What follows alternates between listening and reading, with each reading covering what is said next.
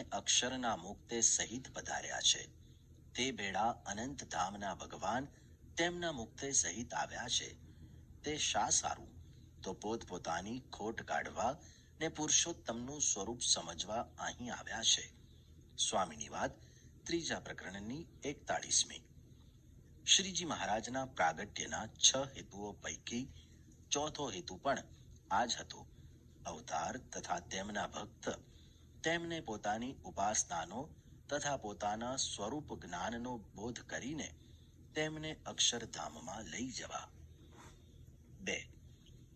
બીજું અધિક કાંઈ સમજવાનું નથી ને એટલું જ સમજવાનું છે જે મહારાજને પુરુષોત્તમ જાણવા ને આ સાધુને અક્ષર જાણવા.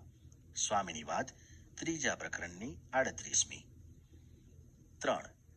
મહારાજને પુરુષોત્તમ જાણ્યા વિના અક્ષરધામમાં જવાય નહીં ને બ્રહ્મરૂપ થયા વિના મહારાજની સેવામાં રહેવાય નહીં. ત્યારે શિવલાલે પ્રશ્ન પૂછ્યો છે જે પુરુષોત્તમ કેમ જાણવા ને બ્રહ્મરૂપ કેમ થવાય? ત્યારે કહ્યું છે, મહારાજ તો સર્વોપરી ને સર્વ અવતારના અવતારી, સર્વ કારણના કારણ છે. તે ઉપર મધ્યનું 9મું ને છેલ્લાનું 38મું વચનામૃત વંચાવીને કહ્યું છે, આજ તો સત્સંગમાં સાધુ, આચાર્ય, મંદિર ને મૂર્તિઓ તે સર્વોપરી છે. તો મહારાજ સર્વોપરી હોય તેમાં શું કહેવું?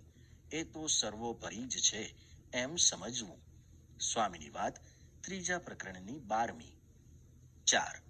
અવતાર માત્ર તો ચમકપાણ જેવા છે. તેમાં કેટલાક તો મણ જેવા છે ને કેટલાક તો 10 મણ જેવા છે ને લાખ મણ ચમક હોય તો આખા પરગણાના લોઢાને તાણે. તેમ આજ તો બધો ચમકનો પર્વત આવ્યો છે, નહીં તો બધું બ્રહ્માંડ તણાય કેમ? એમ વાત કરીને બોલ્યા છે, પૂર્વના અવતારમાં જેમાં જેટલું ઐશ્વર્ય છે તેમાં તેટલા જીવ તણાય છે.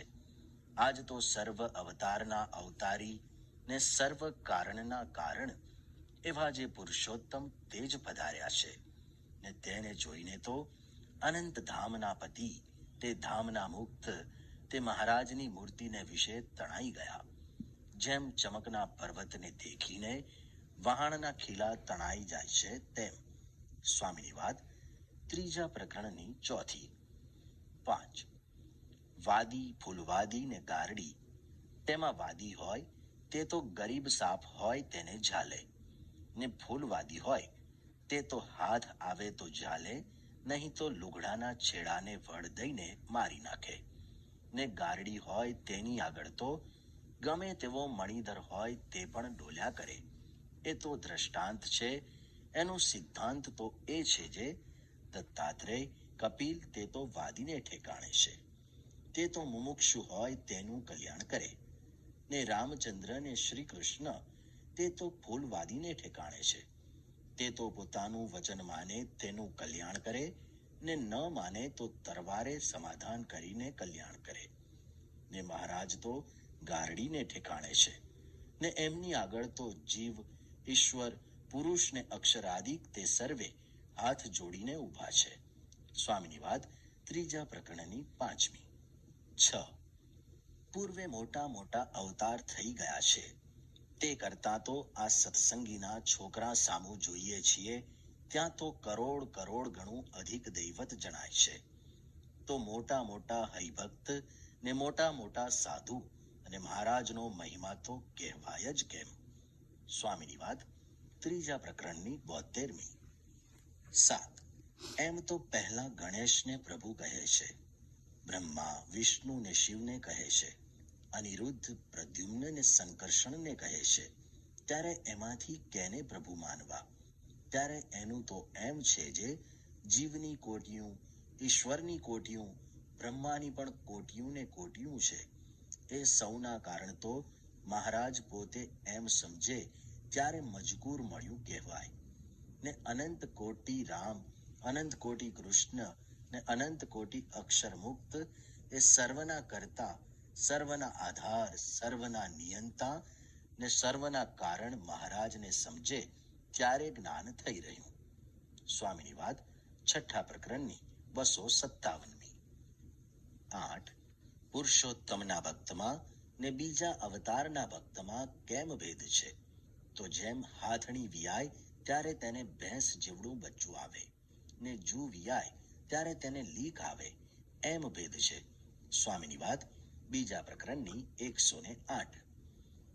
9 શ્રી કૃષ્ણે કેટલું જ્ઞાન કર્યું ત્યારે એક ઉદ્ધવે ત્યાગ કર્યો ને આજ તો 20-20 વર્ષના સંસાર મૂકીને ચાલ્યા આવે છે ને પૂર્વે શાસ્ત્રમાં સ્ત્રી તો કોઈએ ત્યાગી નથી ને આજ તો હજારો બાઈઓ ત્યાગ કરે છે ને પૂર્વે ભગવાન 2-3 ને તેડવા આવ્યા છે, તે શાસ્ત્રમાં લખ્યું છે ને આજ તો ઘરોઘર ભગવાન તેડવા આવે છે ને બીજા અવતાર મોટા મોટા તે પારસમણી જેવા છે ને પુરુષોત્તમ તો ચિંતામણી છે. સ્વામીની વાત, બીજા પ્રકરણની 171. 10 આ ઉપરાંત અનેક પ્રસંગે સ્વામીએ વાતો કરતા અવતાર અવતારીનો ભેદ સમજાવતા કહ્યું છે.